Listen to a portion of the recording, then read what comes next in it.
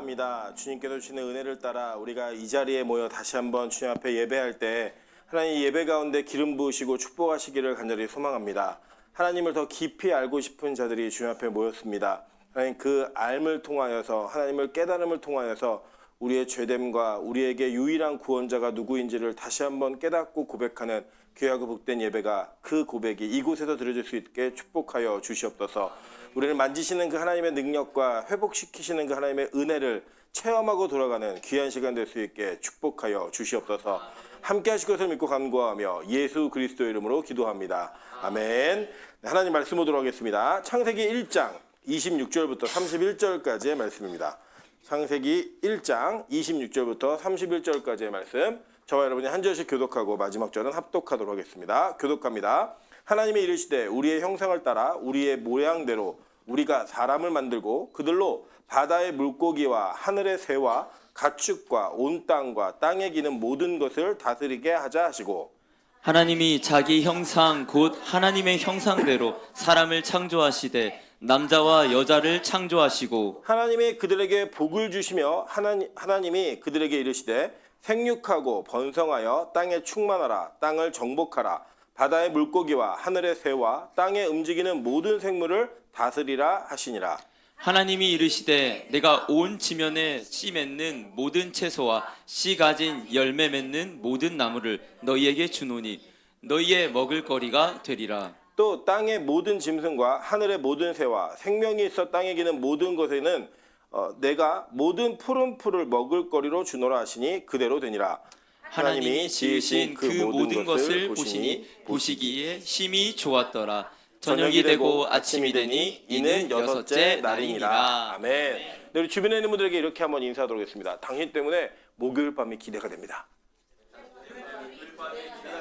네, 뭐 사실 빛과성공교회를 다니시다 보면은 요일이 어떻게 가고 있는지 모르는 경우가 상당히 많이 있습니다. 제가 지난주인가요? 지지난주 토요일 날 아침에 그 전화를 받았습니다. 우리 김학주 장로님께서 주일 아침인지 아시고 교회 아무도 없다고 긴급한 목소리로 전화가 오셨던 기억이 있습니다. 저도 깜짝 놀라가지고 오늘 주일인가 안 간다 여러 가지 고민을 많이 하겠는데, 우리가 매일 예배드리는 그 우리의 일상 속에 예배가 우리의 삶으로 자리 잡게 되면, 예전에는 요일마다 나의 스케줄이 다 다양하게 있었지만 지금은 예배하는 삶으로 이렇게 쭉 모아지게 되어 있습니다. 빛과성공교회가 그렇게 예배하는 교회가 되기를 주님의 이름으로 축원합니다. 네, 오늘은 창세기 1장 26절부터 31절까지의 말씀을 가지고 하나님의 아이콘이라는 제목으로 하나님 말씀 증거하도록 하겠습니다. 우리가 이제 창세기를 쭉 보시면 안 주어졌네 괜히. 창세기를 이제 보시면 창세기가 가지고 있는 여러 가지 특징들이 있어요. 근데 중요한 건 뭐냐면, 창세기는 우리에게 과학적인 지식을 전달하는 책이 아니라 창세기 자체가 우리에게 구원이 어떻게 이루어지는가를 설명하기 위한 책이라고 말씀드렸죠. 그래서 이 책이 처음에 쓰여졌을 때 누가 이 책을 들었는가를 다시 한번 점검하시면서 기억하시는 것은 굉장히 중요합니다. 누가 이 책을 처음에 들었죠? 출애굽한 이스라엘 백성들이었어요. 이 출애굽한 이스라엘 백성들은 430년 동안의 이 노예 생활을, 사실 노예 생활을 역사적으로 풀어보면 진짜 노예 생활한 건 약 150년 정도예요. 그 정도의 노예 생활을 쭉 하면서 태어나자마자부터 노예로 살았던 그들이 하나님에 대한 지식을 망각했고 잃어버렸습니다. 그러니까 자기가 어느 지파다, 야곱의 아들로서 어느 지파의 계보의 자손이라는 걸 알고 있었지만 그 야곱을 인도하신 하나님에 대해서는 잘 모르고 있었다는 거죠. 그 모르고 있었던 그들에게 하나님 10가지 재앙을 통해 출애굽시키셨고, 그 출애굽시키신 백성들에게 야 내가 누군지 알아? 라고 소개하면서 자기를 소개한 첫 번째 책이 바로 창세기인 겁니다. 물론 이제 우리 쓰여진 순서로는 출애굽기가 먼저 쓰여졌지만 분명한 것은 이 광야 생활하는 동안에 모세는 하나님과의 교제를 통해서 내가 이 백성들을 어떤 말씀을 통해 하나님을 알려야 될 것인가 라고 하는 특별한 의무적인 내용이 그에게는 분명히 있었고, 그 과정 속에 모세는 정확하고 분명한 하나님의 계시를 따라 이 말씀을 기록함으로써 우리에게 필요한 것들을 제시해줬다는 거예요. 그러면 그들에게 있어서 구원받은 자들, 그러니까 구원은 사실 우리가 원해서 받는 게 아니에요. 냉정히 말하면 구원은 하나님이 원해서 받는 겁니다. 그래서 여러분 얼마나 감사해요. 우리가 태어날 때 아버지 어머니를 결정하고 태어나지 않잖아요. 그죠? 지금 그 가정에서 태어나기를 원하셨던 분 안 계시죠? 그죠? 그냥 태어나 보니까 우리 아버지가 있었고 어머니가 있었던 거예요. 그것처럼 하나님께서 우리를 선택하셨고 우리 주님 안으로 부르신 이후에 우리가 깨닫고 나면 우리 아버지가 이 하나님이셨네, 나를 창조하신 분이 이분이시네 라고 하는 걸 알고 났을 때 우리의 원함이 아니라 하나님의 선택이 우선이었다는 걸 우리는 정확히 알 수 있다는 거예요. 그 선택 속에서 분명한 것은 그들이 하나님을 믿었지만 믿는 하나님이 어떤 하나님인지 잘 몰랐어요.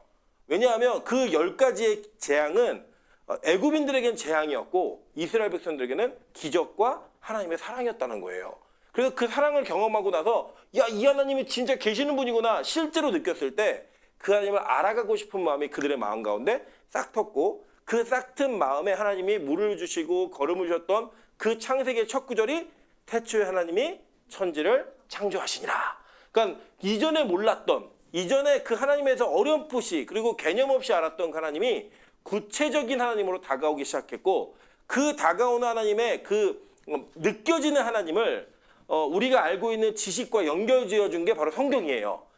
그 성경의 말씀의 첫 구절이 너희를 애굽 땅에서 인도하여 내시고 지금 이 광야에서 보호하실 그 하나님은 천지를 창조하신 하나님이야. 이걸 알리고 싶었다는 겁니다. 그래서 그거를 전달하는 과정 속에서 하나님은 이 천지가 어떻게 이루어졌는지를 설명하셨어요. 근데 여러분, 제가 이 창세기를 읽으실 때 잊지 말아야 될 것을 말씀드렸던 게 하나가 뭐냐면, 창세기는 하나님의 의도 안에서 첫 번째 쓰여진 책이 아닙니다. 하나님의 의도 안에서 가장 먼저 쓰여진 책은 뭐예요? 요한계시록. 여러분, 이걸 아는 거는요, 대한민국 거의 1% 안에 들어가는 성도들의 수준입니다. 진짜 여기 우리 신대원 나오신 전사 두 분이 계신데 신대원에서도 이걸 안 배웁니다. 근데 하나님의 의도 안에서는 분명히 계시록이 먼저 쓰여졌죠. 그 계시록이 먼저 쓰여진 건 뭐냐면, 내가 새하늘과 새 땅 어떻게 완성하겠다라고 하는 하나님의 계획은 철저하게, 그러니까 하나님은 제2형이에요. P형이 아니라 제2형이고, 제가 볼 때 성령님이 P형이에요. 하나님은 철저한 제2형이셔서 계시록이, 안 써지네요. 계시록에 하나님의 새하늘과 새 땅, 새하늘과, 이게 뭐냐면 이게 하나님의 나라고요. 이 하나님 나라를 옮기면 이게 천국이에요. 그러니까 여러분이 알고 있는 모든 이 단어가 동일한 단어입니다. 물론 표현은 조금 다른 방향으로 될 수 있지만 이거 자체가 다 동일한 단어인데, 이거는 하나님이 내가 이 세상을 종말의 때에 이렇게 완성해야겠다라고 작정하신 거예요. 그리고 그 작정하신 이후에 뭘 하셨냐? 바로 창조라고 하는 창세기의 사건을 시작하신 겁니다. 자, 그러니까 창조는 반드시 어디를 향해 가야 되냐면 종말을 향해 갈 수밖에 없는 거예요.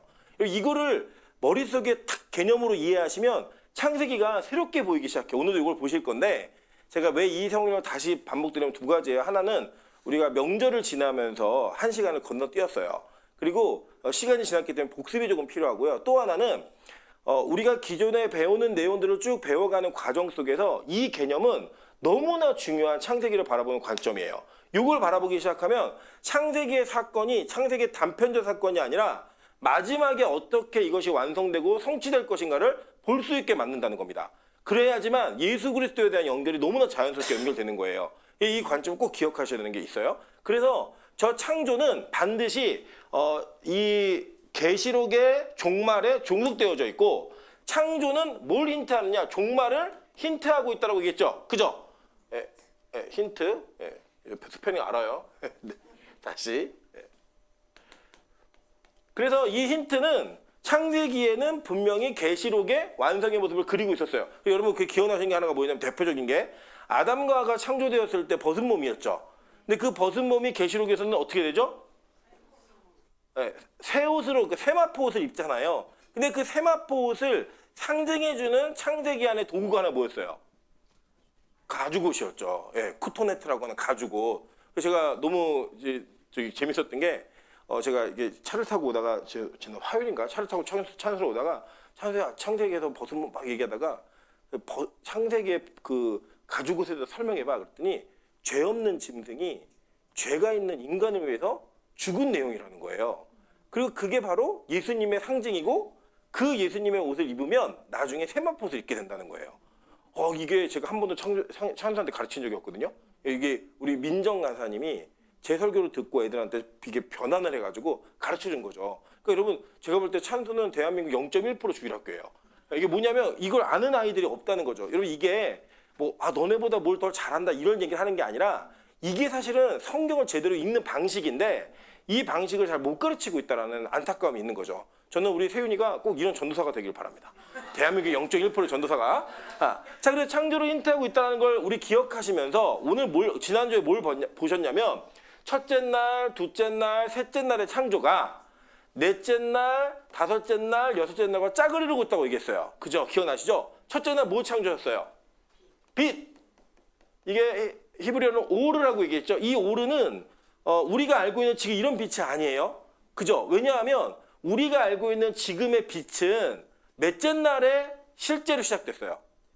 그 넷째 날에 태양과 달과 그리고 별들이 창조되면서 창조가 된 거예요. 지금 우리가 알고 있는 건 태양이 그 빛을 발원하고 그리고 달이나 별은 그 빛을 반사해서 우리에게 주는 거죠. 예, 그런 식으로 우리가 과학적으로 이해를 하고 있잖아요. 근데 성경은 그렇게 말하지 않고 태양이 가지고 있는 그 빛조차도 이 첫 번째 창조하신 생명의 빛에 종속되어졌는데, 자, 이거 잘 보셔야 돼요, 이거를. 근데 하나님이 이 빛을 태양과 달과 해와 달과 별에게 주관하게 하셨고 그 주관을 통하여 낮과 밤이라고 하는 개념이 생겼다라고 얘기하는 거예요. 자, 그러니까 우리가 알고 있는 사실 24시간의 개념은 여기서부터라고 봐도 되는데 이제 그러면 뭐가 깨지냐면 안식의 개념이 깨져버려요. 그래서 사실은 요 앞에 있는 셋째 날 하루가 지났다라고 얘기한 모든 것도 그것조차도 다 우리가 하루의 개념으로 보시는 게 저는 개혁주의 신학에서 일관성 있게 그걸 보는 거라고 생각합니다. 자, 이제 제가 이제 과학적인 내용도 조금 맞추는 건 제가 이따가 좀 말씀드릴게요. 자, 둘째 날은 뭐가 창조되었죠? 궁창 위의 물과 궁창 아랫물. 그래서 궁창이 있으면 이게 하늘이죠. 하늘. 궁창은 하늘 위의 물과 하늘 아래의 물이 있었다. 여기 기억나시죠? 그리고 이 물과 물 사이에 뭔가 공간이 생기면서 이 물에는 뭐가 살게 되었어요? 물에는 물고기. 하늘에는요? 새.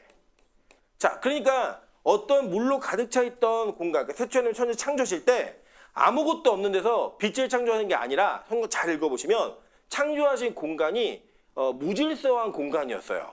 물로 가득했던. 그래서 거기를 성령님 흑암과 기품이 있었고 성령님께서는 수면 위에 운행하셨다라고 얘기했습니다. 그 무질서했던 그리고 혼재되었던 곳을 성령께서 날개로 덮듯이 덮고 있었고 그거에 대한 질서를 잡는 게 창조의 개념에서 첫째 날로 들어가는 거예요.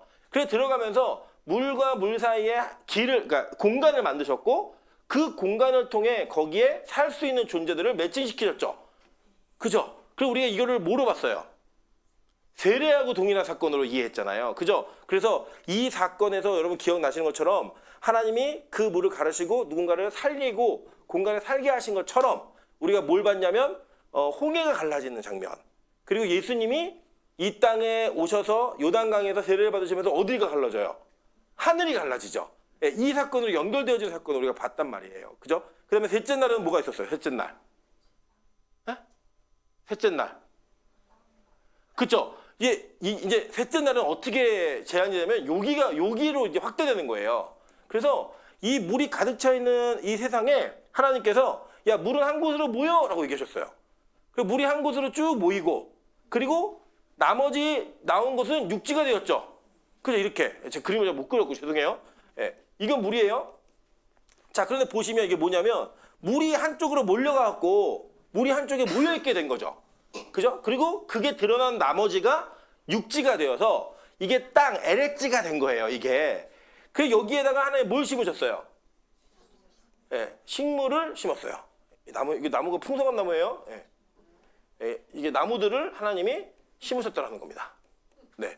자, 근데 잘 보시면 이게 뭘 또 상징하냐면 우리가 출애굽할 때는 홍해가 양쪽으로 갈라져가지고 그 안에 길이 났고 거기를 건너가면서 살았잖아요. 근데 요단강을 건널 때는 물이 양쪽으로 갈라진 게 아니었죠. 어떻게 됐어요? 물이 한쪽으로 멈춰서 가지고 몰려갔고 나머지가 마른 땅이 되어서 그 땅을 건너가게 됐습니다. 그러니까 이거를 이게 성경에 있는 사건으로 연결지으면 요게 홍해라고 보면 이거는 뭐였어요? 요단강 사건. 예, 이게 매칭이 되는 거예요, 매칭이. 그런데 성경에서는 뭐라고 했냐면 이 홍해 사건과 요단강 사건은 같은 사건이다, 다른 사건이다. 같은 사건으로 보는 거예요. 그래서 이제 여기에 공간을 하나님이 뭘로 채우셨어요? 여기서는 예, 동물하고 그쵸, 사람으로 채우셨다는 겁니다. 이게 우리가 이제 지난주까지 배웠던 내용이었어요. 그래서 이 내용을 쭉 보시면 성경은 아주 일관성 있게 체계적으로 이게 뭔가를 가르쳐주고 있는데 이게 과학적으로 뭐가 먼저다 이런 걸 증명하기 이전에 하나님이 이 땅의 틀을 만드실 때는 이걸 묶었죠. 그죠? 묶었고 자 여기 1, 2, 3일은 하나님이 이 세상의 틀을 만드신 거예요. 그죠? 그리고 만드시고 2, 4, 5, 6은 그 틀에다가 채우신 거예요. 그러니까 이 매일매일의 삶이 그러니까 1일부터 6일까지의 그 하나님의 사역은 야 이거 뭐가 있어야겠네? 우발적으로 툭 만든 게 아니라 만들어 놓은 것들을 채우는 작업을 하셨다는 거죠. 예. 자, 그러니까 이게 뭐랑 똑같아요? 아까 제가 말씀드린 거 똑같잖아요. 계시로 뭔가 만들어 놓으셨고 그 만들어 놓으신 것들을 채워가시면서 하나님의 창조를 시작하시는 거예요. 그러니까 하나님이 우리를 구원하시는 방법이 무언가를 설명해 주는 책이 확실해요. 그러니까 창세기를 고대 문서로 읽어버리면 우리하고 관련이 있어요, 없어요? 전혀 없죠. 근데 이 책이 우리의 구원에 관련된 책이라고 한다면 여기에 나타나는 구원의 원리는 우리에게도 여전히 적용되는 이야기이다 라고 보시면 되는 거예요. 자, 그러면서 보시면 이제 뭐냐면 오늘 하나님이 이제 우리가 어디까지 봤냐면 여기까지 본 거예요. 지난주에. 예, 지지난주인가요? 지지난주에 여기까지 본 거예요. 그리고 나서 이제 오늘은 여러분 읽으신 본문이 여기인 거예요. 자, 근데 아주 재밌죠? 하나님이 빛을 만드시고 해와 달과 별에게 이 빛을 주관하라고 하셨죠. 그죠? 그리고 하늘과 궁창 위의 물, 궁창 아래 물을 나누신 이후에 이 나누신 것을 그곳을 이게 그곳에 살 수 있는 채우는 새하고 물고기에게 주관하게 하신 거예요. 그죠? 그래서 우리가 가끔 뭐 이게 그 뭐죠? 물속에 사는 아쿠아맨 뭐 이런 거 보는데 그런 게 현실적이에요? 아니잖아요. 우리가 물속에 가서 그 물에 살지 못하는, 생존하지 못하잖아요. 우리가 한번 비행기 타고 난다 그래도 계속 날 수 있어요? 그러지 못한단 말이에요. 여기는 주관하는 사람이 따로 있었어요. 그게 마찬가지죠. 이렇게 하고 묻과 땅을, 그러니까 육지하고 바다를 만드시고 이 육지하고 바다를 식물로 채우신 이후에 하나님이 동물에게 여기를 주관하게 하신 거예요, 지금. 자, 그러고 난 다음에 어떤 일이 벌어지냐면 하나님이 오늘 사람을 드디어 창조하시는 거예요. 자, 그러면 이제 이게 이제 잘 이해하셔야 됩니다. 아직 안 읽으셨지만 2장에 가면 하나님이 2장 3절까지 창조가 이렇게 완성되었다라고 얘기하면서 2장 1절부터 3절까지는 뭐에 관한 이야기냐면 안식일에 관한 안식의 이야기예요. 네. 그리고 4절부터는 다시 사람에 대한 내력을 이야기합니다. 그래서 어떤 사람들이 이게 통일교나 이런 사람들 어떻게 이걸 이해하냐면 하나님이 이때 만드신 사람하고 이 2장 4절 이후에 만든 사람이 다른 종류라고 이야기를 해요. 네. 그렇게 되면 이제 뭐가 문제가 되냐면 아담과 하와보다 더 먼저 창조되어진 사람들이 생기는 거예요. 네. 그래서 이게 이단들이 가지고 있는 논리인데 그게 아니라 뭐냐면 우리가 보면은 영화 여러분 즐겨 보시죠. 영화 보시면 어떤 영화가 사건을 쭉 스토리를 진행하고 다시 그 사건 속에 중요하게 알아야만 하는 그 사건을 다시 플래시백 기법이라 그래서 돌아가가지고 그것만 집중적으로 조명해주는 경우가 있어요. 예, 아세요? 이런 기법을? 예, 옛날에 박하사탕이라는 영화 보셨나요? 박하사탕? 혹시 영화 좋아하시는 분 안 계시나요?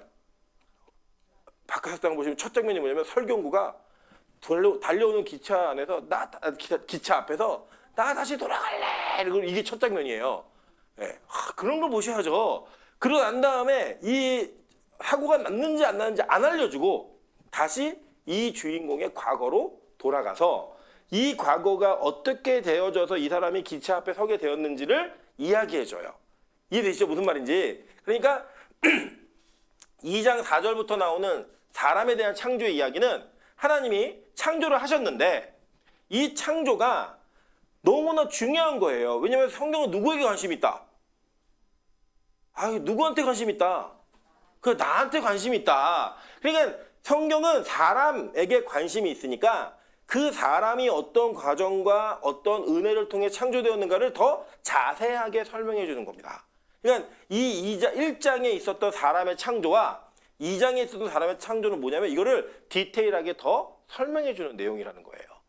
이해되셨나요? 그래서 이 내용이 어떻게 지금 진행되고 있는지 우리가 함께 살펴보는 건데, 자, 아까 얘기했죠. 빛은 태양과 달과 별이 주관하게 했고, 이 공간은 새와 물고기가 주관하게 했어요. 그 동물과 이 식물과 바다를 만드시고, 땅과 또 바다를 만드시고, 동물이 주관하게 하신 게 아니라 사람으로 하여금 이 모든 걸 다 주관하게 하신 거예요. 그죠? 그게 뭐냐면, 자, 볼게요. 제가 뭘 만들었으면 이거 누구 거예요? 제 거죠. 제가 뭘 만들었으면 이거 제 거라고요. 하나님이 이 땅을 만들었으니까 이거 누구 거예요?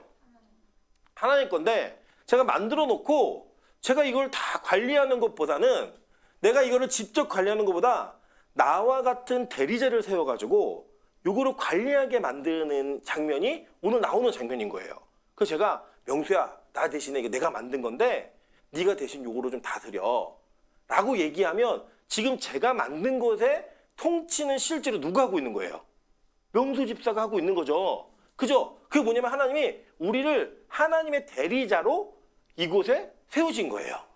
그러면 그 대리자가 되기 위한 조건이 뭔가, 이거를 여러분이 오늘 읽으신 본문 안에 그 해답이 있는 겁니다. 자, 한번 그거 보도록 할게요. 자, 오늘 26절에 이렇게 얘기합니다. 하나님이 이르시되 우리의 뭘 따라서? 형상을 따라서 라고 얘기했어요. 자, 볼게요. 이거 보시면 이제 형상인데요.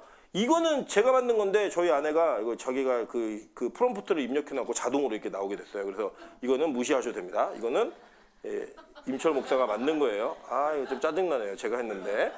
자, 이제 저기 뭐야? 제가 그 카톡에 띄워드린 그거는 제가 없는 걸로 보내드렸어요. 어느 가서 지웠습니다. 자, 볼게요. 이게 뭐냐면, 이게 왜 우리가 그러면 하나님의 형상으로 지음받아 했는가? 이게 굉장히 큰 신학적인 의미가 있다는 거예요. 이거를 그냥 쉽게 지나가면서 그냥 지나가면 읽을 수 있지만, 실제로 이 내용은 이걸 제대로 이해해야 구원이 어떻게 이루어지고 왜 타락이 우리에게는 치명적인 사건으로서 우리에게 역할을 하게 되었는가, 그 이벤트 갖고는 신학적 의미를 이해하실 수가 있는 거예요. 자, 그래서 보면은 이게 단순한 외형적 닮음인가, 아니면 내면적인 성품 반영인가, 아니면 기능적인 사명인가, 이 얘기 모르는 거 뭘까요? 다 있는 거, 이게.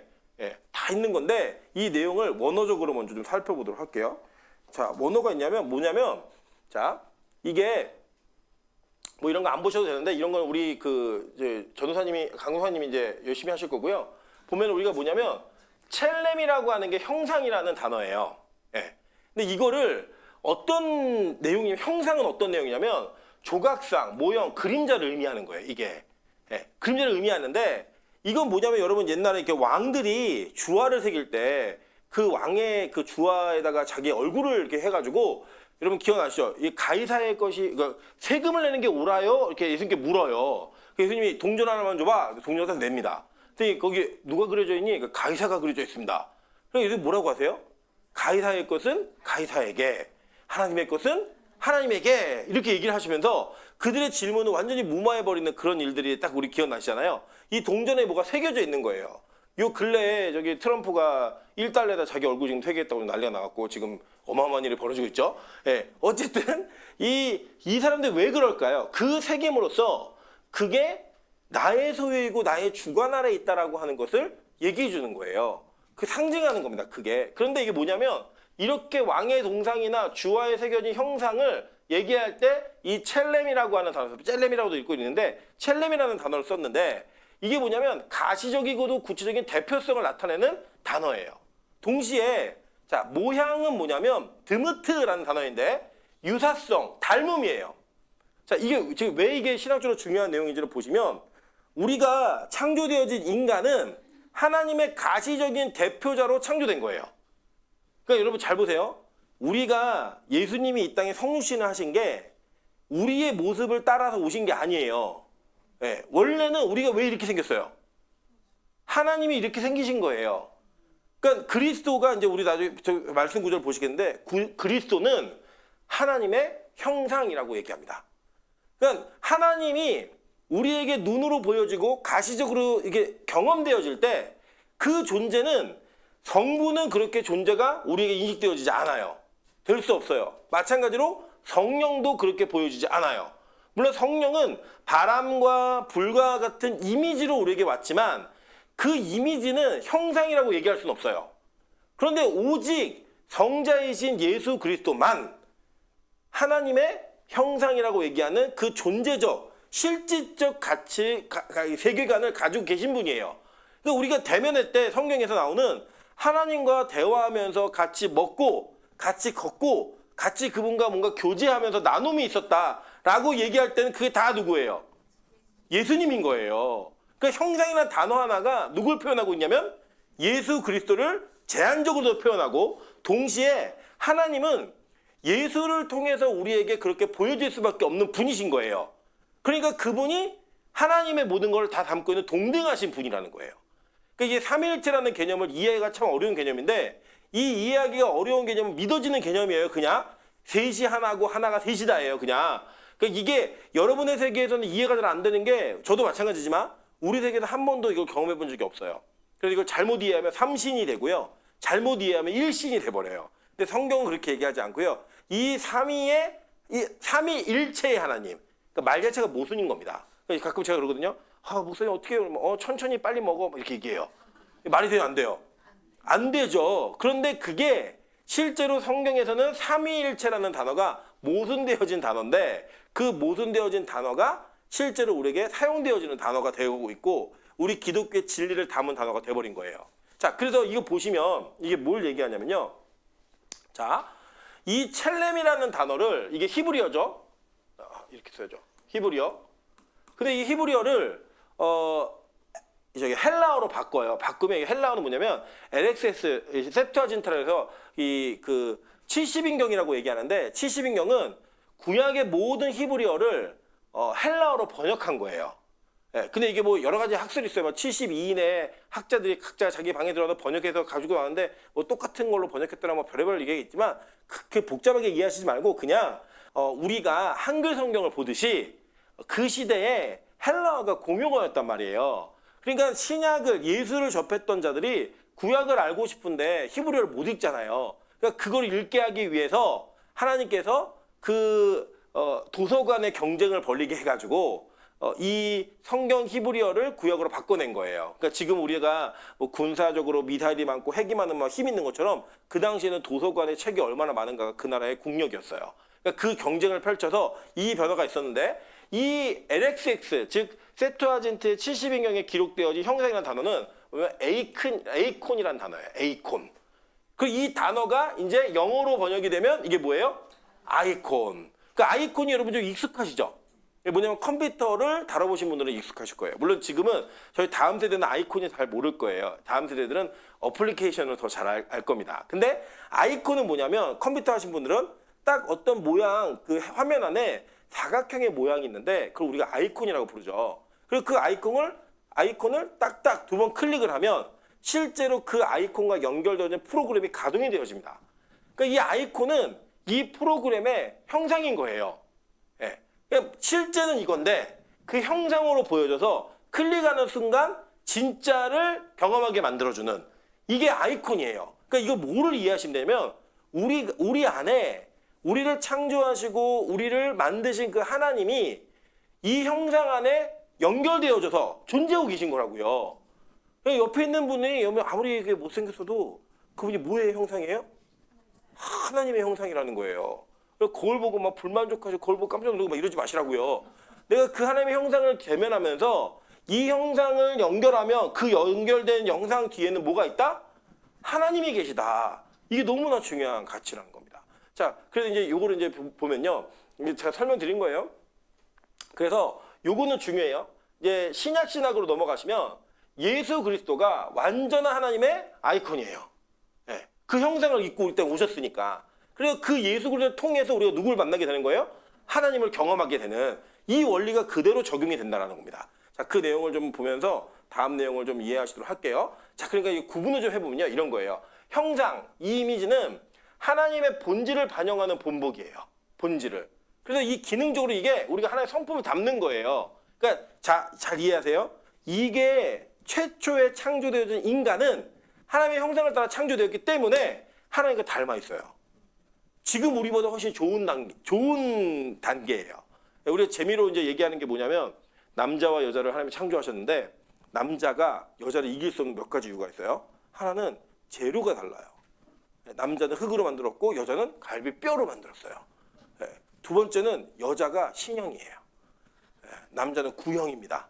그래서 먼저 만든 버전이기 때문에 여자를 이길 수가 없다라고 하는 걸 잘 기억하시면 삶의 지혜에 도움이 많이 됩니다. 자, 그런데 그 만들어진 아담과 하와는 사람은 누구의 형상을 따라 만들어진 하나님의 형상을 따라 만들어졌는데 단지 생리세만을 얘기하는 게 아니에요. 그 하나님의 성품도 닮았고 그 성품을 닮은 자에게 하나님께 대리자로서 역할을 주신 거예요. 자, 그러니까 이게 뭐냐면요. 보세요. 하나님이 이 땅을 만드시고 창조하신 이후에 자신과 동일하게 생긴 그리고 자신의 성향을 그대로 닮은 우리 인간의 대표였던 아담과 하와에게 야, 너 내가 만든 이곳을 다스리고 통치해.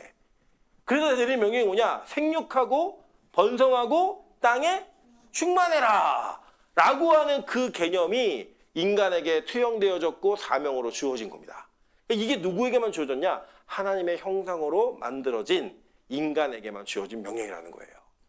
그러니까 이게 얼마나 위대한 명령이냐면 저와 여러분이 우리가 이제 보통 그러잖아요. 제가 이제 나중에 살펴볼 텐데 이렇게 형상으로 만들어진 존재들에게 결점이 있으면 돼야 안 돼요. 사실 있으면 안 되는 거죠. 여러분 예를 들어서 핸드폰 사갖고 오셨는데 핸드폰이 안 켜져요. 누구 잘못이에요? 탄 사람이 잘못일까요? 제조사가 잘못이죠. 아이폰이 안 켜진다. 어디로 가야 돼요? 애플 본사로 가서 따져야죠. 갤럭시가 안 켜진다. 너 어디로 가야 돼요? 삼성전자에 가서 항의를 해야죠. 야, 내가 사자마자 안 켜져. 문제가 있는 거죠, 이거는. 그러니까 원래 인간이 창조되었을 때 인간은 어떤 존재로 창조되어졌냐면 죽지 않는 존재로 창조되어졌어요. 피곤하지 않아요. 지치지 않고 힘들지 않은 완벽한 하나님의 형상을 그대로 닮은 존재로 창조되어졌다고요. 그럼 아담이 잘생겼을까요? 못생겼을까요? 못생겼다. 우리 승관아님이 자신 있게 얘기하셨어요. 못생겼다. 아담이 못생겼을까요? 잘생겼을까요? 잘생겼다. 예. 애매하게 생긴 사람도 어떡하죠? 아담과 하와가 아담과 하와가 창조되었을 때 우리 어떻게 생겼는지 몰라요, 사실. 모르는데 여러분이 보시는 대부분의 이미지 아담은 잘생겼어요. 왜 잘생겼냐면 서양인들이 그렸기 때문입니다. 서양인들이 그릴 때 자기들의 코를 따라서 이렇게 쫙 멋지게 그렸죠. 그러니까 하나님이 그 동양인들을 만드실 때는 서양인 만들고 난 찌끄러기를 좀 만든 것 같은 그런 느낌이 약간 있어요. 그래서 코도 좀 덜 오똑하고 저는 아직도 좀 이해가 안 되는 것 중에 하나 뭐냐면 그렇게 서양인들은 흑인도 그렇고 백인들은 대머리가 그 멋있는 사람들이 많아요. 머리를 다 깎아도. 근데 우리나라 원빈도 대머리 해놓으면 이상해요. 하여간 왜 그런지 모르겠지만 근데 하나님이 우리 인간을 만드실 때 잘생겼다 못생겼다는 개념은 원래 없었어요. 왜냐? 하나님이 우리를 창조하신 그 창조 때는 선과 악을 이야기하는 게 아니었기 때문이에요. 그러면 이게 악을 하나님 만드셨는가? 사실 그것도 아닌데 이거 나중에 또 살펴보겠지만 하나님의 부재가 악이에요. 하나님 안 계신 것이 악이에요. 그러니까 악을 하나님이 창조하셔서 죄를 져 이렇게 얘기한 게 아니라 하나님의 부재가 바로 악인 거예요. 그리고 보세요. 선악과를 따먹을 때 이 아담과 하와가 범죄를 했죠. 그 범죄를 할 때 하나님 거기 계셨어요, 안 계셨어요? 계시면 어떻게 죄를 져요? 여러분, 우리 청년, 남자 청년이 없지만 남자 청년들이 우리 세윤이가 좀 크다 보면 이제 안 좋은 영상을 막 볼 텐데 엄마가 옆에 있는데 엄마 이거 봐, 이거 봐. 이거 새로 나온 건데 엄청 화끈해. 그러면 볼까요? 엄마가 옆에 있으면 못 보죠, 그렇게. 볼 수가 없죠, 그렇게. 하나님이 선악과 옆에 딱 서 계셨으면 아무도 그것을 따먹을 수 없었단 말이에요. 그런데 하나님이 안 계시니까, 부재하니까 뭐가 나타나요? 악이라고 하는 영역, 하나님의 명령을 무시해버리고 그 명령을 대적하는 일이 일어난 거예요. 그러니까 이게 뭐냐면 창조되었을 때 모든 인간, 그리고 창조된 하나님의 형상을 따라 창조된 모든 인간은 그 존재 자체로서 하나님의 이미지가 담겨져 있는 존재예요. 그래서 우리가 여러분 예를 들어서 제가 여러분 개 중에는 동의는 안 되시는 분도 계시겠지만 그래도 우리 목사님 좀 괜찮게 생겼어라고 하는 분들이 계실 수 있겠죠. 그런데 만약에 제 옆에 원빈이 서 있으면 어떤 일이 벌어질까요? 이거 큰일이 벌어지겠죠. 그죠? 완전히 오징어가 바로 되는 거죠. 우리 교회에서 좀 예쁘다고 하는 자매 옆에 김태희나 장원영 이런 애들 쓰면 어떤 일이 벌어지겠어요? 오징어죠, 완전히. 그죠? 이건 뭐 그냥 그 강남에 가보시면 강남에 이게 길거리 돌아다니는 자매들이 뭐 튜닝은 좀 했지만 되게 예쁘게 생겼어요. 그래서 노원에서 좀 예쁘다는 애들 거기 가면 촌티가 확 납니다. 죄송해요. 광주로 오면 더 빛나겠죠. 근데 이 노원 여자들이 강남으로 넘어가면 촌티가 나듯이 우리 인간의 눈은 내가 딱 보면서 예쁘네, 잘생겼네, 날씬하네, 뚱뚱하네 이런 기준을 다 자기 눈대로 판단을 해요. 놀라운 거는요. 그 기준도 바뀌기도 합니다. 여러분 조선시대 미인돌 보시면 미인도에 나오는 여자가 예뻐요 안 예뻐요? 하나도 안 예뻐요. 왜 안 예쁘냐면 조선시대에는 쌍꺼풀이 있으면 돼요 안 돼요? 안 돼요. 조선시대에는 날씬하면 돼요 안 돼요? 요새 우리 유은 사모님이 굉장히 교만해져가지고 날씬하면 막 배가 막 쫙 붙는 막 이런 옷 막 입고 나오세요. 예, 근데 조선시대에는 그런 옷을 입을 수 있는 여자는 비루한 여자였다고요. 재밌는 얘기 하나 해드릴까요? 그 요야킴 예레미야스의 예수시대 예루살렘의 책에 보시면 그 책에 그 신부의 가치를 결정하는 지창금을 줘야 되는 영역이 있어요. 근데 그 지창금 어떻게 결정했냐면 신부가 저울에 올라가면 그 저울의 무게가 나오는 것만큼 지창금을 줬어요. 와, 지금 금식하면서 살 빠지면 이거 완전 손해예요. 예, 집안에 가세가 기우는 거예요. 시집 가면서 큰 몫을 줄 수 있었는데, 그리고 뭐 이제 우리 민전사님이 21일 금식 중이신데 21일 금식을 하면서 돈이 어마어마하게 나가는 거예요. 빠져나가는 거예요. 그때 당시에는 딱 저울에 올라가면 우리 민정간사 뭐 우리 민전사 딱 옛날 이윤 사모님 올라가면 가문을 세웠네. 야, 너는 귀한 딸이다. 이렇게 생각할 수 있었던 그 기준이 뭐였냐면 그때에는 그런 풍만한 몸매가 부와 다산을 상징하는 몸매였어요. 그러니까 그게 미였다고요. 근데 지금은 어때요? 지금은 여자가 막 이래가지고 막 저 교회 문에 들어오다 걸리고 막 이러면 뭐라 그래요 우리가? 이 미련한 거 사, 살 좀 빼라 이렇게 얘기하죠. 미의 기준이 완전히 바뀌어버렸잖아요. 그 바뀐 게 뭐냐면 시대를 따라 인간의 기준이 변하는 거예요. 뭐 때문에? 선악과를 따먹고 판단하는 것 때문에. 그러니까 이때는 하나님의 형상으로 창조된 이때는 어떤 존재든 간에 그런 판단을 해요 안 해요? 안 한다고요. 그래서 천국에 가면 야 잘생기고 예쁜 사람 옆에 서야겠다 이런 마음이 들까요 안 들까요? 전혀 들지 않아요. 그러니까 마찬가지예요. 우리 적용을 하면 예수를 믿고 그리스도 안에서 그 하나님의 형상이 회복되어지잖아요. 어떤 일이 벌어지냐면 자존감이 올라가요. 그러니까 주존감이 올라가서 열등감의 영역이 사라지게 되어 있습니다. 네. 그러니까 여러분 가끔 그러더라고요. 누가 그 목사님은 자기를 그렇게 돼지라고 얘기하는 게 어렵지가 않냐고. 저는 괜찮아요. 왜냐면 저는 돼지여도 구원받는다고 믿기 때문입니다. 네. 진짜예요. 뭐 머리가 크다 막 이런 막 놀리고 옛날에 그럴 때 되게 상처가 됐거든요. 근데 지금은 하나도 상처가 되지 않아요. 오히려 저 멀리 있는 분도 제가 되게 가까이 보이는 효과가 있죠. 그죠? 뒤에 앉아도 우리 목사님 잘 보여. 뭐 이런 효과가 있죠. 근데 이런 말을 왜 할 수 있는가? 다른 거 없어요. 그냥 내 안에 예수 그리스도가 계심으로 말미암아 내가 하나님의 형상을 회복해버린 거예요. 그 형상이 회복되어지면 그 형상은 이 하나님의 형상이다라고 하는 그 개념은 이 땅에서는 평가가 있죠. 여러분 이 땅에서 저는 제가 그렇다고 해서 내가 원민보다 나라고 얘기 못해요. 원빈이 왜 자꾸 얘기하냐면 제 친구 남편이에요. 그리고 남편인데 비교가 이거 얘기하면 안 되는데 어쨌든 예. 그 제 친구가 예전에 누구를 만나 연예인을 한번 데리고 온 적이 있어요. 너무 잘생겼더라고요. 제가 봤는데 너무 잘생겼는데 그 실명은 얘기 안 하겠지만 너무 잘생겼는데 그때는 그렇게 잘생긴지 몰랐는데 나중에 보면 더 잘생겼어요 이 사람이. 그 사람 제가 그런 사람 보면서 내가 저 사람보다 잘생겼어. 저 그렇게 얘기하지 않아요. 그건 자존감이 아니고 그거는 꼴값이에요. 예. 그런데 내 안에 하나님의 계시기 때문에 내가 저 사람보다 이 세상의 평가는 못생겼지만 제가 그 사람보다 열등하지 않은 거예요. 예. 그게 그리스도의 형상이 회복되어지면 일어나는 일이에요. 그러니까 예수 믿는 사람들이 예수 믿으면 예뻐진다는 개념을 객관적인 예쁨으로 가져가지 마세요. 예, 제가 예를 들어서 윤사모 예뻐졌다 그러면 내가 연예인 되었고 이렇게 생각하시면 안 돼요. 내가 이전보다 나아졌고 하나님 보시기에 예쁜 사람이 되었구나지 객관적인 예쁨이 아니라고요. 근데 우리는 그러한 영역에서의 하나님의 형상을 회복하지 못하면 여러분 평생 열등감이 여러분 쫓아다녀요. 나는 이렇게 학벌이 좋지 않지? 나는 이렇게 쟤보다 못생겼지? 우리 집안은 왜 이렇게 가난하지? 나는 왜 이렇게 몸에 질병이 많지? 나는 이렇게 몸이 태어날 때 장애가 있지? 이런 여러 가지의 그 단점이 여러분의 모든 것들을 다 무너뜨리는 거예요. 이게 누구의 전략이냐? 마귀의 전략입니다. 왜냐하면 이런 열등감은 이전에 없었어요. 근데 이 하나님의 형상이었던 사람이, 그 성품까지 닮았던 사람이 이 마귀의 관계에 의해서 타락을 하고 나서부터 생겨진 게 바로 이거라고요. 부끄러움. 예. 자, 이런 일들이 있는 겁니다. 이게 시간이 금방 왔네. 저 18페이지나 만들었는데 거의 10분밖에 남지 않았어요. 보시면 자, 이런 거예요. 자, 로마서 8장 29절 한번 읽어보실까요? 하면 이걸로 띄워드릴까요? 로마서 8장 29절. 보이세요? 여기 있는 분들 보이시죠? 자, 읽어보겠습니다. 시작. 하나님이 미리 아신 자들을 또한 그 아들의 형상을 본받게 하기 위하여 미리 정하셨으니 이는 그로 많은 형제 중에서 맏아들이 되게 하려 자, 하심이니라. 그 아들의 형상을 본받게 하기 위하여 라고 얘기했어요. 이 아들이 누군데요? 예수님이잖아요. 그죠? 그러면 보세요.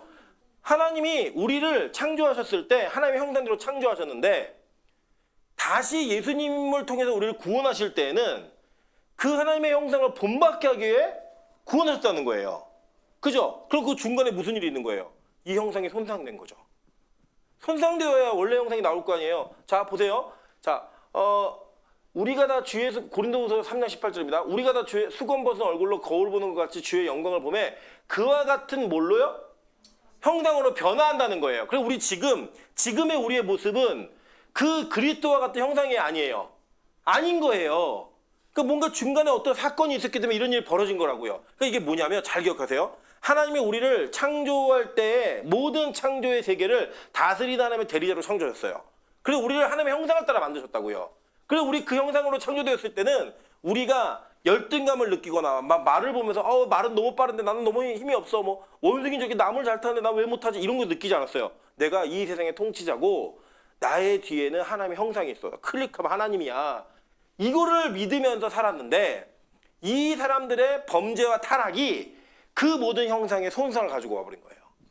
그래서 뭘 느꼈냐? 부끄러움을 느끼기 시작한 거예요. 야, 가려야지. 나 벗었네.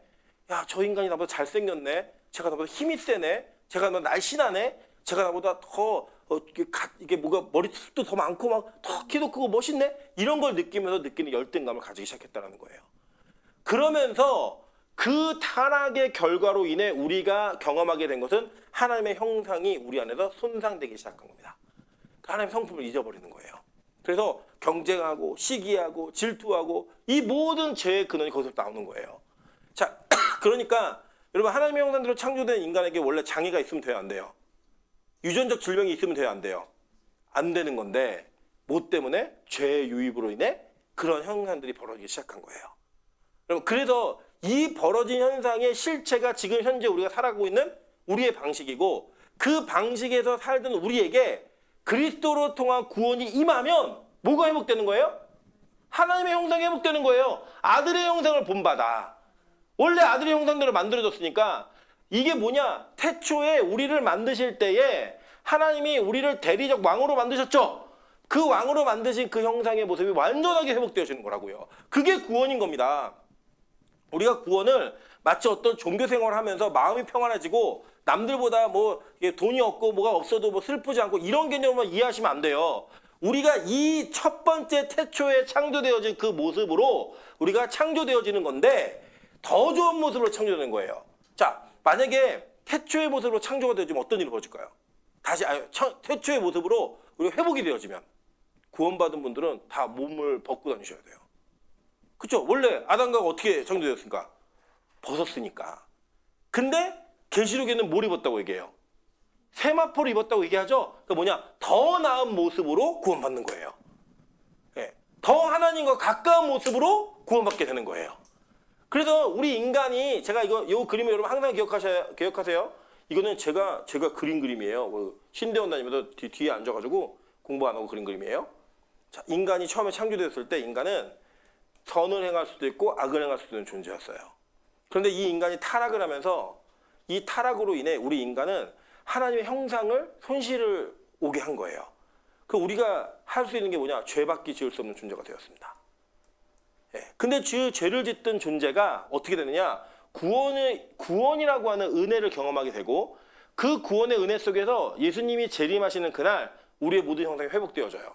근데 그 회복은 어떤 회복이냐면 창조 때보다도 훨씬 더 좋은 회복이에요. 그리고 이 좋은 회복이 뭘 이롭게 되느냐? 선만 행하는 자가 되는 거예요. 자, 이제 볼게요. 제가 이제 재밌는 얘기를 좀 드리면 우리 윤 사모님이 이렇게 몸을 싹 빼셨잖아요. 제가 듣기로는 성인 된 이후에 최고 날씬한 몸매래요. 지금. 그래서 뭐라고 얘기하면 다시는 옛날로 돌아가고 싶지 않대요. 그래갖고 지금 관리를 엄청 잘하세요. 먹을 것도 원래는 이만큼 막 싸고 먹고 막 그랬는데 요새는 일주일에 한 번만 빵을 먹습니다. 빵을 거절하는 모습 보면서 야 진짜 결단했구나 이 생각이 드는 거예요. 근데 보세요. 우리 인간이 살이 쪘다가 살이 빠지고 건강이 좋아지니까 내가 다시는 옛날로 돌아가지 않아야지 이 얘기를 생각을 해요. 왜 유은 사모님이 그 음식을 거절하는 힘이 생겼냐면 그때 뚱땡이일 때 그때 자기의 열등감과 불행했던 모든 경험들이 지긋지긋하고 싫은 거예요. 그러니까 지금 그거로부터 탈출해서 그거로부터 구원되어진 자기의 몸을 유지하고 싶은 선한 의지가 자기를 먹고 싶은 의지보다 더 세게 끌고 가는 거예요. 이해되세요? 먹고 싶다 안 먹고 싶다 원래는 엄청 먹고 싶다. 근데 내가 옛날에 생각하면 옛날에 그 이만한 바지를 입었을 때 그 느낌, 바지를 입고 앉을 때 막 단추가 터지는 그 느낌, 이게 너무 싫어가지고 하나님 난 그거 싫어요. 나는 절대로 돌아가지 않을 거예요 하는 선의 의지가, 다이어트의 의지가 나를 끌고 가는 거라고요. 빼보니까 옛날에 버리려고 그랬던 옷을 지금 입거든요. 옛날 못 입고 갔던 옷을 입거든요. 그 오는 거예요. 자 보세요. 그러니까 우리 인간의 창조 이후의 타락은 하나님의 실수가 아니라 하나님의 철저한 계획인 거예요. 그 타락을 해봐야 여기서는요. 만약에 하나님이 가끔 그런 분들 계세요. 아니 하나님의 형상으로 창조되었을 때 하나님과 똑같이 창조돼가지고 아예 죄도 안 짓고 이런 지옥 같은 삶도 경험하지 않고 그냥 천국에 그냥 원래 갔으면 얼마나 좋아요. 이런 얘기를 해요. 근데 그거 뭐냐면 로봇이에요. 우리의 자의가 없는 거예요. 근데 여러분 한번 생각해 보세요. 엄마가 아이에게 너무 좋은 환경을 제공해 주기 위해 1분 1초 단위로 아이를 간섭해요. 할 수 있을까요? 없을까요? 야, 오늘은 7시 25분에 일어나서 7시 35분까지 밥을 먹고 40분에 나가야 돼. 그 사이에 초 단위로 너는 몇 초부터 몇 초까지 양치를 해야 되고 다 얘기해야 돼. 그럼 엄마가 그걸 얘기하면 엄마는 아들이 잘 되라는 마음으로 얘기를 하겠죠. 근데 거기 안에 들어있는 아들은 뭘 느낄까요? 그 로봇이에요. 그거는. 하나님이 우리를 창조하실 때 자기 형상을 쫓은 로봇으로 창조하신 게 아니라 자기 형상을 따른 왕으로 창조하셨다고요. 그러니까 그렇게 가는 선과 그렇게 받는 구원은 자의가 없는 거예요. 그래서 뭘 해야 되냐? 이때는 죄도 지을 수 있고 선도 행할 수 있게 만드셨다고요. 죄 지을 때 하나님 그거 아셨을까요? 모르셨을까요? 몰랐으면 하나님이 아니죠. 하나님이 아셨죠. 근데 그걸 허용하셨단 말이에요. 죄를 짓도록. 왜 허용하셨는가? 죄를 지어서 타락을 해야 이 타락의 삶이 얼마나 지긋지긋하고 얼마나 괴로운 삶인지를 아는 거예요. 이 하나님의 형상이 손상되어진 게 얼마나 치명적인지 아는 거예요. 그래서 우리에게 장애도 들어왔고 선천적인 유전적인 병도 들어왔고 그래서 우리가 열등감도 느끼고 나보다 더 잘생기고 예쁘고 잘난 것 같은 사람에게 느끼는 그 감정적인 결핍을 고통스럽게 경험하는 거예요. 그래서 이 경험이 회복되어지는데 어떻게 회복되어지느냐? 조금씩 회복이 되어져요. 그래서 어떻게 회복되어지냐면 막 은혜 받으면 그런 게 아무 의미가 없는 것처럼 느껴지기도 하고요. 막 기도 생활 열심히 하고 예배 생활 열심히 하면 세상이 부럽지 않은 삶도 경험하게 돼요. 근데 이게 계속 가든가요? 아니면 중간에 툭툭 떨어지는가요?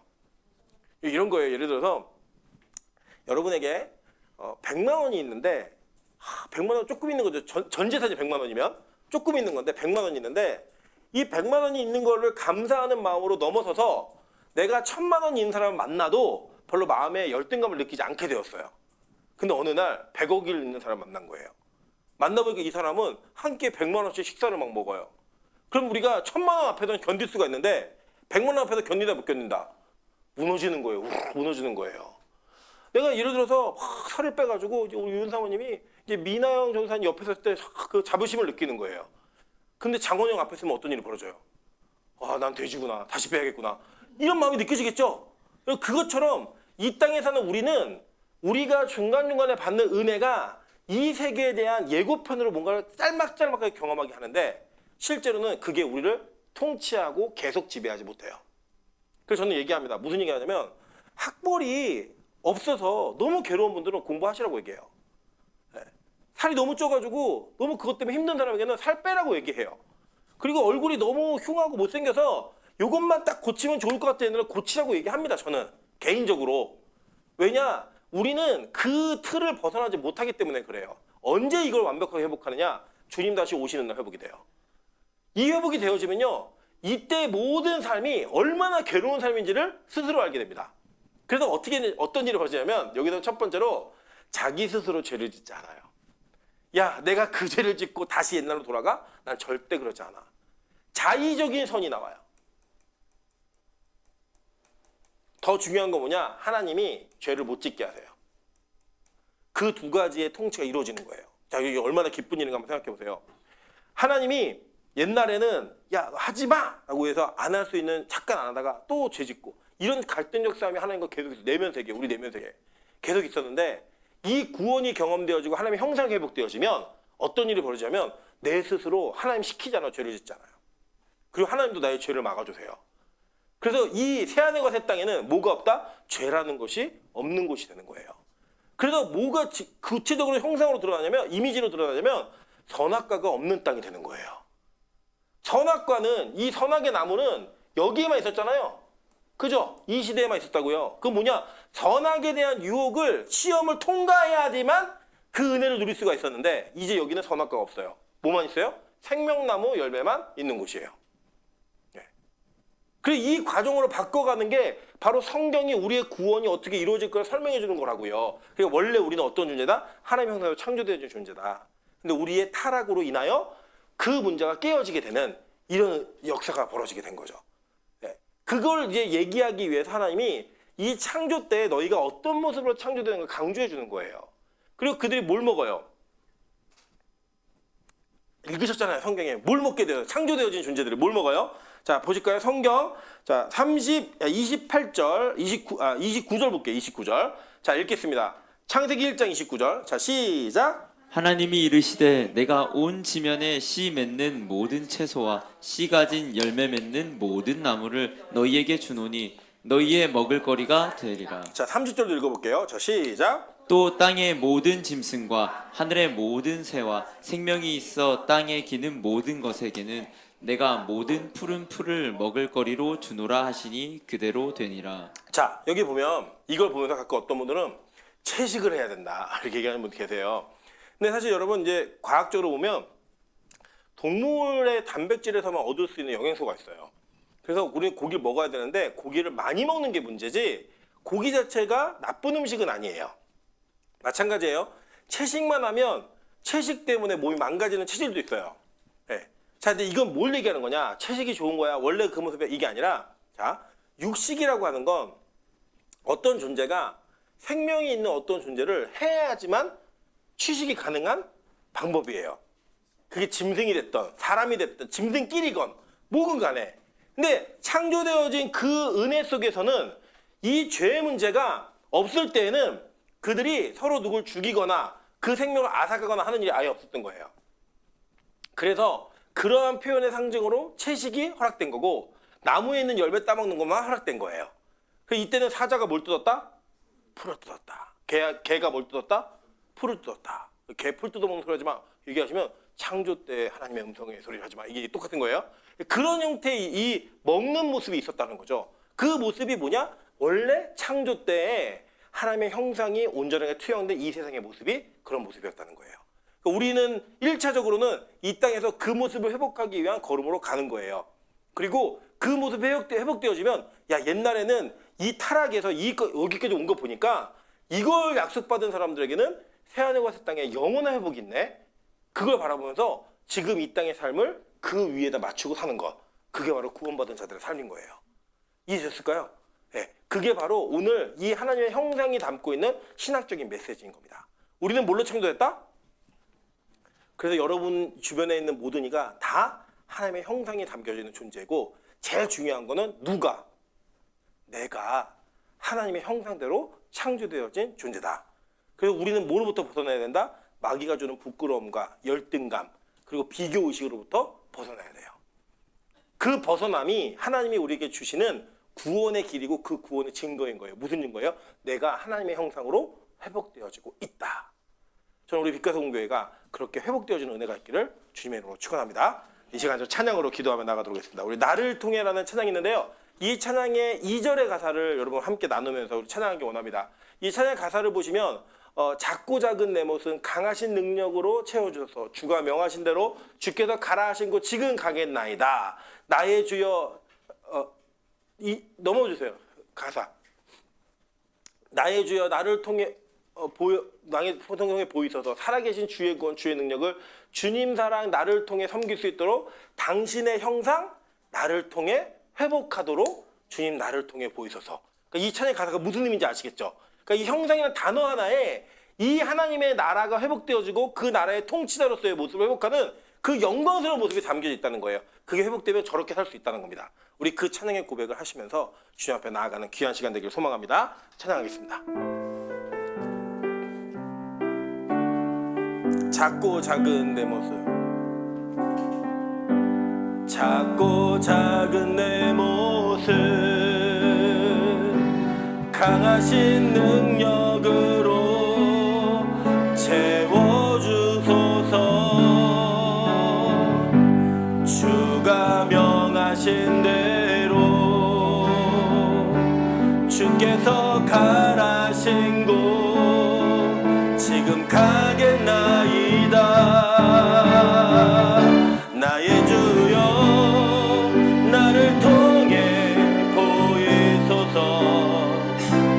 살아계신 주의 구원 주의 능력을 주님 사랑 나를 통해 섬길 수 있도록 당신의 영상 나를 통해 회복하도록 주님 나를 통해 보이소서. 나의 주여 나의 주여 나를 통해 보이소서. 살아계신 주의 구원 주의 능력을 주님 사랑 나를 통해 섬길 수 있도록 당신의 영상 나를 통해 회복하도록 주님 나를 통해 보이소서. 나의 주여 나의 주여 나를 통해 보이소서. 살아계신 주의 구원 주의 능력을 주님 사랑 나를 통해 섬길 수 있도록 당신의 영상 나를 통해 회복하도록 주님 나를 통해 보이소서. 같이 한번 기도할 때 하나님 원래 우리는 하나님의 형상대로 만들어진 존재입니다.